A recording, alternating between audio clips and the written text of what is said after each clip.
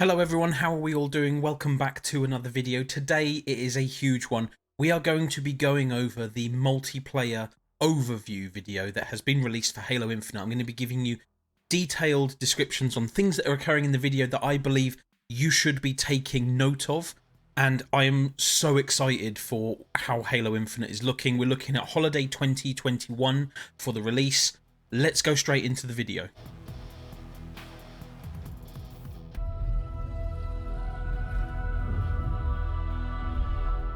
So straight off the bat, 343's new logo, I absolutely love it. It is absolutely brilliant. It really suits the logo. Look at the armor effect for the shield that you can see over it, kind of like the netting effect that's there. And you can see on the heads-up display as well, you've got your directional indicator for damage, but also you can see there's a slight red outline to the enemy units. And you can see in the top right corner on your screens, I'm not sure if it's possible to see it. In fact, it's behind my camera here. Let me remove my camera. You can see there is a blue unit that you can see is obviously part of the same team. There's obviously some sort of scanner or sensor that's been deployed here, but you can see other friendlies and enemies highlighted in red and blue.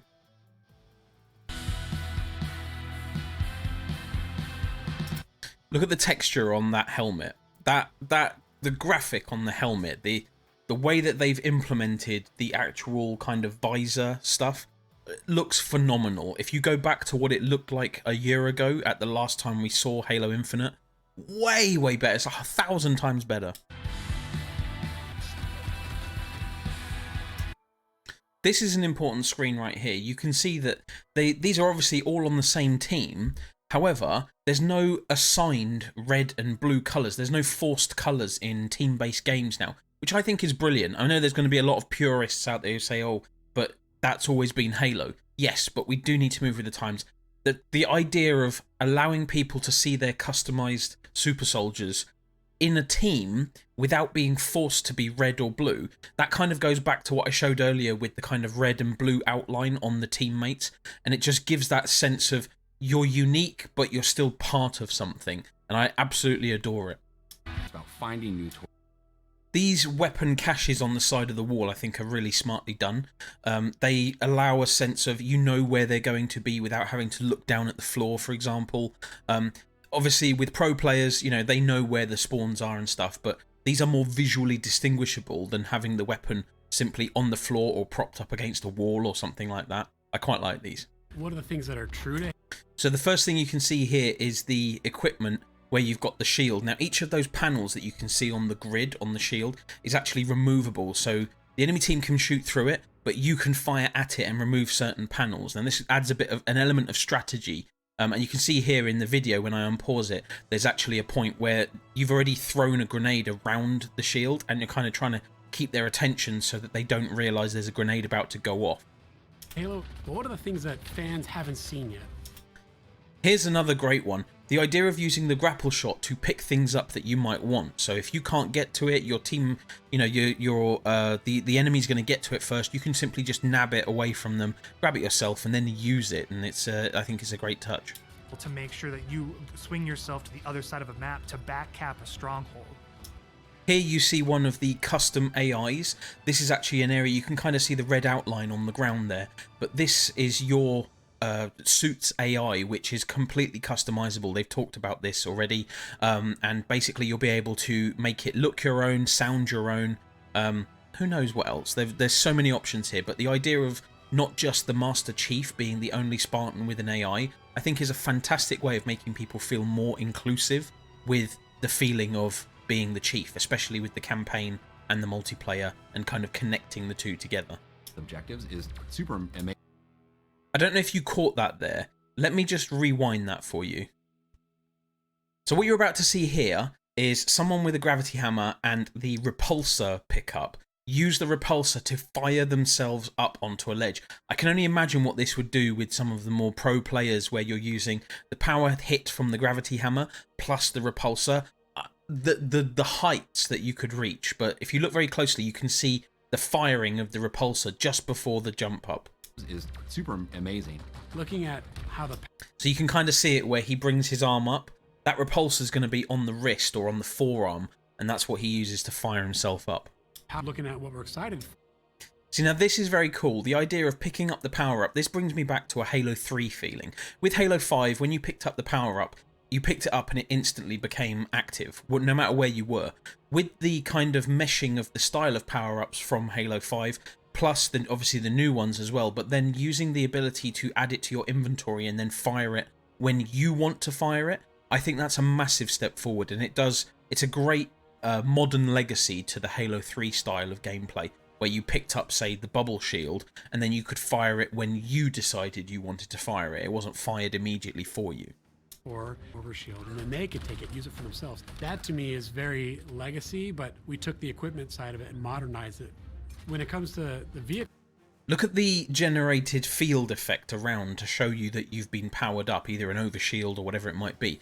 The idea of this kind of interlaced netting, it's not obnoxiously obtrusive, but it's still there to kind of tell you, hey, by the way, you're covered, just in case. I think it's a really nice touch. blown off. Now look at this here. The Warthog has a missing front bumper, or sorry, I should say missing front hood, or bonnet, if you're from the UK like I am, and the rear left wheel has actually completely come off. The level of detail you can now get on a vehicle being damaged and the way it handles because of that damage is going to be amazing. Different aspects of the vehicle that change how my vehicle handles. We've got a cousin to the Warthog, which is the Razorback. So you can see there the new vehicle. They call it the cousin of the Warthog. It's called the Razorback, and this vehicle has been confirmed that they're actually going to allow you to add weapons to the back of it. You can carry equipment with you to a certain location. You can put like detached turrets, gravity hammers, those kinds of things, load them up on the back of the vehicle, and then have 4 people in the vehicle as well. It's a real powerhouse of a transport vehicle.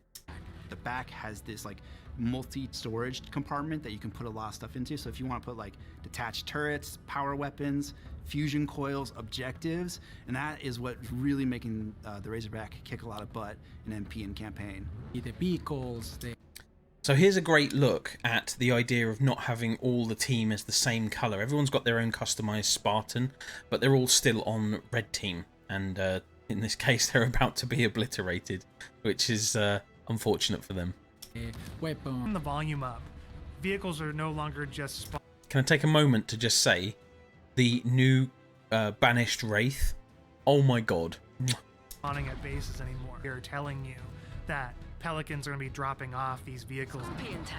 Now this is fantastic. The idea of having vehicles dropped into you, I think, is a great piece of making the world feel more real. And it's an ode back to the Halo 2 drop pods that bring in the weaponry for you as well. And information for the Here's your personal AI that we discussed earlier. So we're kind of, you'll be able to customize how they look, how they sound, who knows what else, the colors perhaps. There's more to come from this, definitely. They add the sense of like me as a Spartan being more important, and for us in multiplayer it is really about. So here's the screen. So you can see it says you've received a personal AI. You can customize your AI's appearance and personality in the armor hall once you complete the tutorial. So this is part of the initial point of the game. It gets you involved. It gets you into the idea of using the AI, and then you go ahead and customize it. So it says here you can customize the appearance and the personality. So it'd be the voice, the look, the color. There's so much they could do with this. The body of customization content that we have on... Now the sheer amount of customization that they've added on this is insane. Just look at all the parts that they allow here. So you've got your armor core, which is the kind of the underlying piece. So in this case you can see on the screen it's the Mark 7. Then you've got things like your knee pads, the chest piece, the gloves, the coating on the assault rifle, the type of visor that your character has, the helmet it's wearing, the gear that's attached to the helmet. If you're a fan of Halo Reach's customization, you'll love this. The shoulder, the coating that goes over the armor. There's so much here to unpack and create your own Spartan. I think there's literally going to be millions and millions of variations. I'd be surprised if you see more than 1 or 2 people looking even closely the same, because there's just so much variety here. There will be millions of customization combinations. I mean, just look at this. This is insane here. That looks fantastic. Like, I love the idea of this style and the camouflaging. Obviously that's going to be the coating that goes over it as well. But there's just so much that can be done with this. Battlefields. Then you look at weapons, and we've got a whole slew of customization offerings there. Just have a look at what you can see on the screen here. Now, they're talking at this point about weapon customization and the ability to customize the weapon in terms of what attachments might be on it, and the setup of the weapon itself, obviously the coating of the weapon itself. Personally, I think this looks absolutely fantastic as it is. But I can absolutely see there's going to be so much variation in terms of making your Spartan yours, including the weapons that he carries, or she carries. I don't think this is going to be a problem for anyone here to find something that they love as a player of Halo Infinite. Vehicles have a huge pool of customization. And then they're talking about, customizing the vehicles as well. We've had this obviously in MCC already, where they've kept doing the seasons and discussing that, and they bring out the new skins. This is going to be part of the game as well. Too. We support customization in the game. Players can do the same thing on... This is huge. This is massive for me. 343 are bringing back Halo Waypoint, and I don't just mean the website for Halo. I'm talking about the actual app on the phone. The ability, if you look at that app on the bottom left of your screen there is a button that says Modify, and there's one underneath that says Equip. This is crazy, crazy good. Like, the ability to be on your phone, design your Spartan, and then when you get in the game, it looks like that, is amazing. Like, you don't have to boot up your console or your PC just to design your Spartan. You could do it on, if you're coming back home from work, you could do it on the train ride home. You could do it while you're sat waiting for the bus to arrive, or whatever it might be. It's insanely good, and I cannot wait. And you can see along the top of that screen as well, it says armor, weapons, vehicles, appearance, and then I think there's a progress button on there as well. There's so much here that you're able to do, and you'll be able to actually see. You can see on the far left, you can see all the different games for Halo as well. I'm still crossing fingers that Halo 5 will arrive on PC as well. The HaloWaypoint.com, as well as the Halo Waypoint app. It crafts some hyper polished. Look at the texture on, like, the coating on, not just on the visor, because the visor itself has such a cool texture on it, but the worn texture about it. You're not a brand new off the factory line Spartan anymore. You are a worn and weathered veteran of combat, and I love the idea of this. I think it's been lacking in previous games, and this has really got down to it now. Like, this is the idea of your armor's been through some stuff. Looks and let you express yourselves in ways you've never been able to before. So we're coming. The Halo Battle Pass will never be taken away from you. And what I mean by that is once you buy it, it's yours and does not expire. In future seasons, you can purchase old Battle Passes as well as the current Battle Pass and choose which Battle Pass to put your progression towards. All of these rewards are single source, so you're never going to be confused about where things come from. If you can unlock something in the Battle Pass, we're not going to let any other players circumvent that by purchasing it out of the store. Can I just take a moment to give 343 a round of applause here? The idea of the Battle Pass system has been something that people have been talking about for a while. They're worried about, how the industry is moving towards a seasonal pass where you either unlock everything in the pass before the end of the season, or you lose it. 343, you've nailed this. Obviously, the idea comes from MCC. They're using MCC as the testbed for this, and it was very obvious from like season 1 or 2 onwards.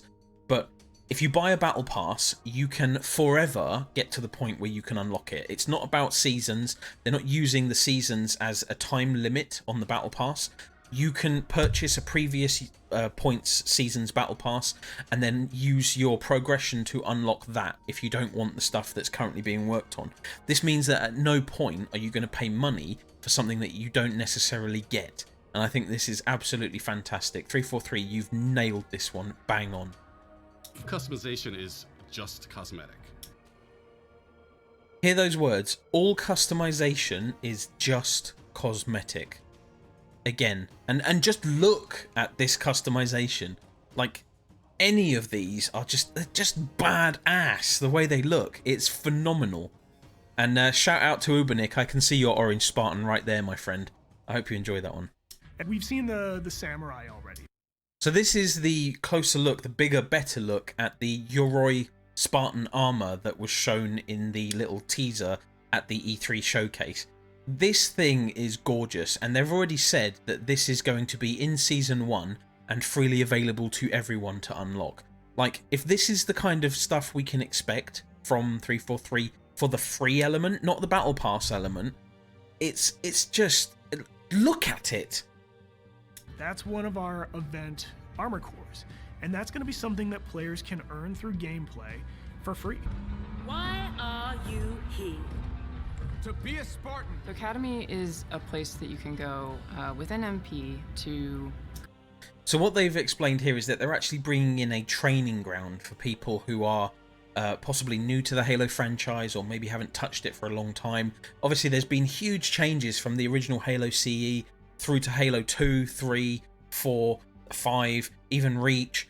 Every game plays slightly differently, so while you can bring that experience with you, for people who may not have been playing for the last few years, because the game is 20 years old, let's be honest, they're kind of bringing you up to speed. So they've created this training academy, and they've put it into the game. It allows you to do things like battle drills. You'll be able to try different weapons, learn all the different strategies, that kind of thing. And you'll be able to massively, this is a huge one, play with bots. You'll be able to use bots in the game. This was something that was mentioned a while ago where it kind of snuck its way into an MCC update, and they said, oh no, we're not using bots in MCC because we just use it to fill out games for custom games testing.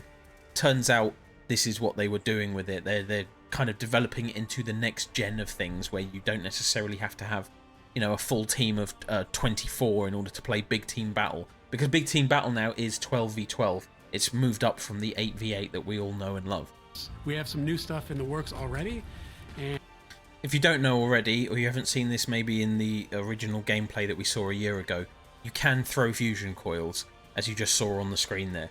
There's already the term noob cube being thrown around. So if you get killed by a fusion coil, you might be called out that you just got noob cubed. Keep that one in mind. and